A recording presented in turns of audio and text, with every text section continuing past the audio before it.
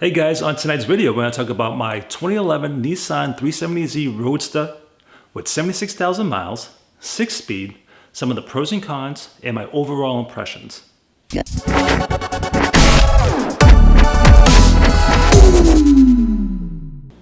Hey guys, welcome back to the channel. My name is Mike the Baldadonis, and I buy and sell cars as a hobby, and I bring you guys along with me showing the pros and cons of each vehicle that I buy.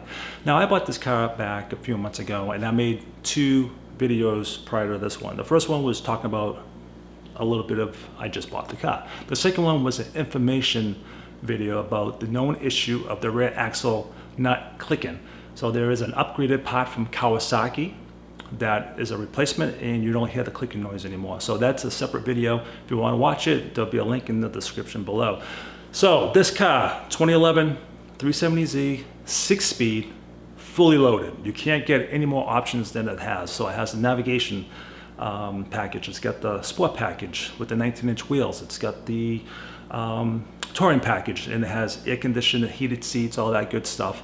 I'll tell you what, man, it's a striking car in the white pearl with the red interior, the red top. I think it's a gorgeous color combination, and everywhere I go, people just, the mouths just drop on how pretty this car is. Every time I buy a car, the first thing I do is wash it. So let's take a peek.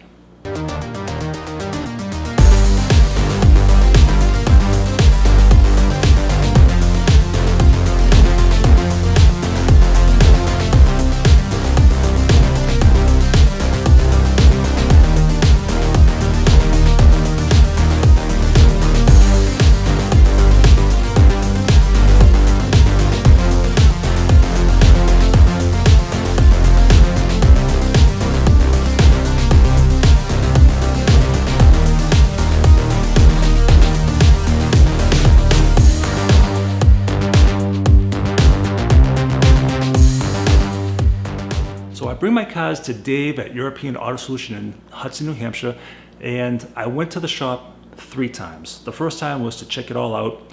The second time was to fix a few things, and the third time was, again, when the other parts came in. So on this clip, I just squashed it all together, so you don't see me going back 3 times. It's just the first clip, and it has everything in it. So what was done to the car? I had the rear brakes, the rotors and pads done.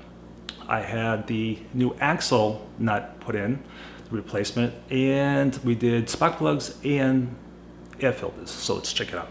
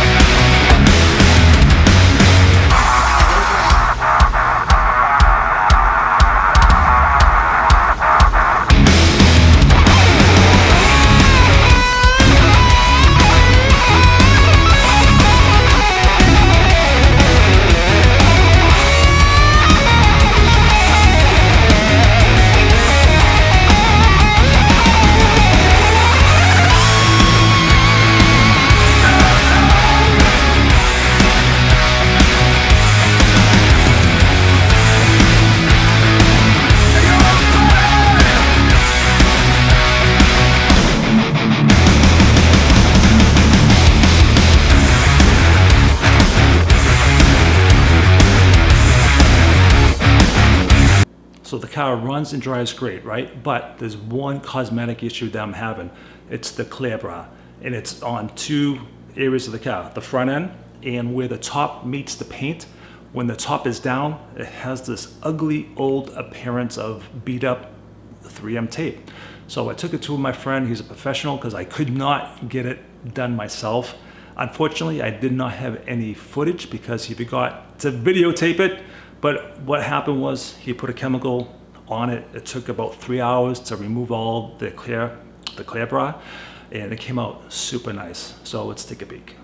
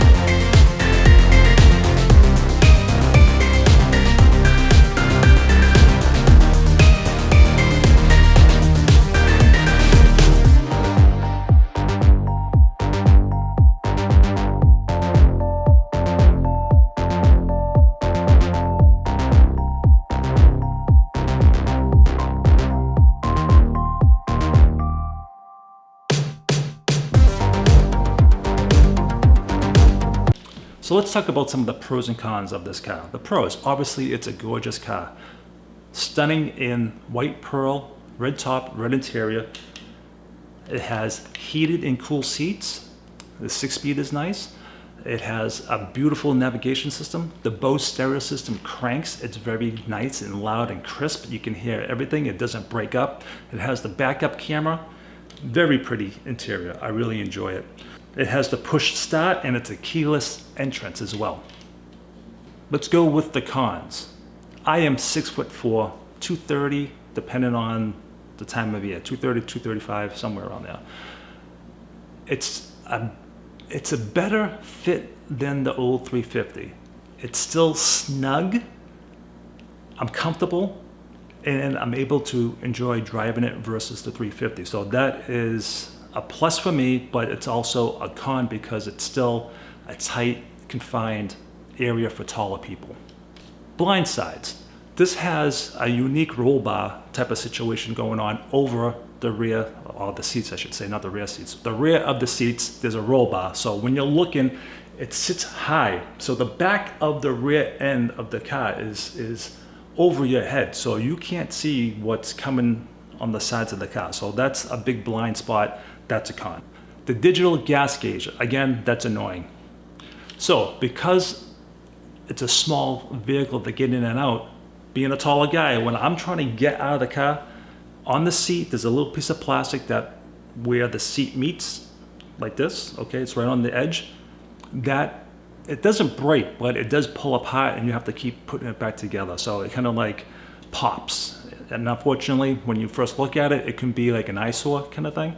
It's all it is. It's it just clips back together, but it's still a pain in the ass. These are known throughout Nissan. It doesn't matter the older cars, the newer cars, the seat switches, because they're on the side of your leg, like right underneath your thigh. So when you're playing with those switches, they end up burning out. This one kind of stopped working when I first got it. It got stuck, and I had my friend Dave pop the cover and use a screwdriver and manually put it back. It was able to get a connection, but it's gonna need a seat switch. Another con is the rear axle nut, just like in this video. The most important thing on these cars are the timing chains. The timing chain guides, they're made of plastic. And if you don't change your oil regularly, well, you're gonna have some issues in the future. So always change your oil, maybe 4,000 or 5,000 miles. Just get it done with fresh, clean oil, and you should have less issues with the timing chains. So my overall impressions of the vehicle, I'm comparing the 350 and the 370. I had both this year. I had two 350s, both convertibles, one an automatic, one a stick, and the 370. What I feel the difference is, it doesn't handle as nice as the 350, meaning it has a softer ride. It still handles really well, it's just not as aggressive. The exhaust note, it's very quiet compared to the 350. It could be a little louder in my opinion, but also it's kind of nice to have just cruising around with just nice basic exhaust. That's kind of wherever you want to be with that, that's up to you. The one thing I did notice in the summertime, when it's really warm or hot, and if you're driving around, spirit driving, I would say, you know what I mean? It does run a little on the warmer side, and to remedy that, maybe you want to get a aftermarket radiator and a thermostat. What else? Again, the seats, I fit just a little bit better than the 350. The stereo system's great.